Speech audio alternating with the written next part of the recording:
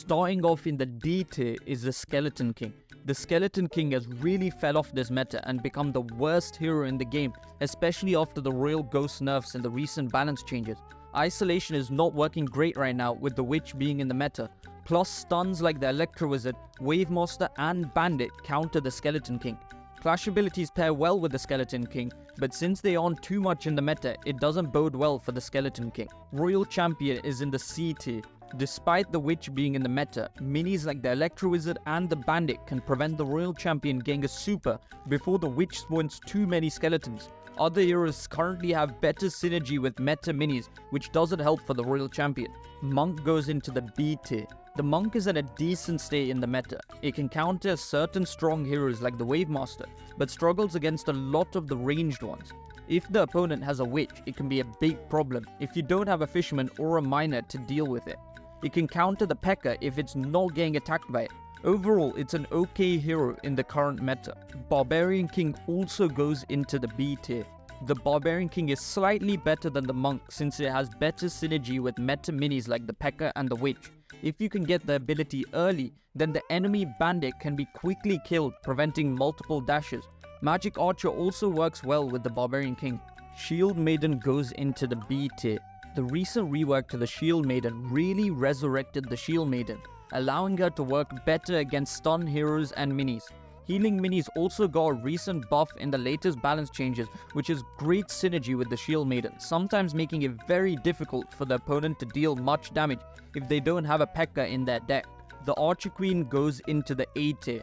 The invisibility can be a great way to take out bandits in the current meta when paired with the Magic Archer and the Ice Wizard.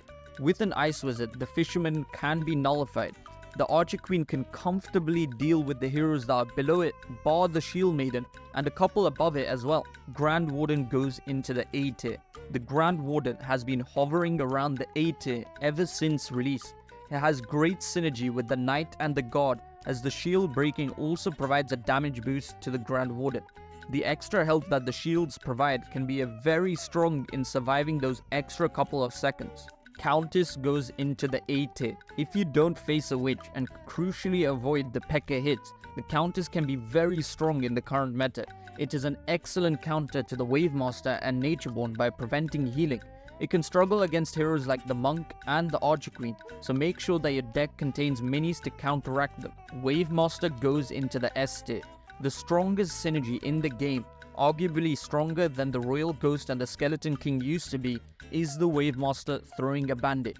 The extra shield and energy allows the Bandit to charge a super extremely quickly and dash nearly instantly. Since there aren't too many minis that are in the meta with Unstoppable, the stuns from the Wavemaster can prove to be too much for the opponent.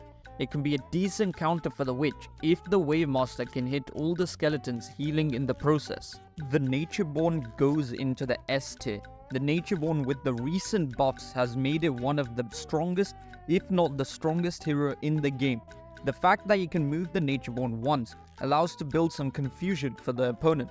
It has great synergy with the energy minis like the Witch, allowing near infinite skeletons and the Electro Wizard with near permastun.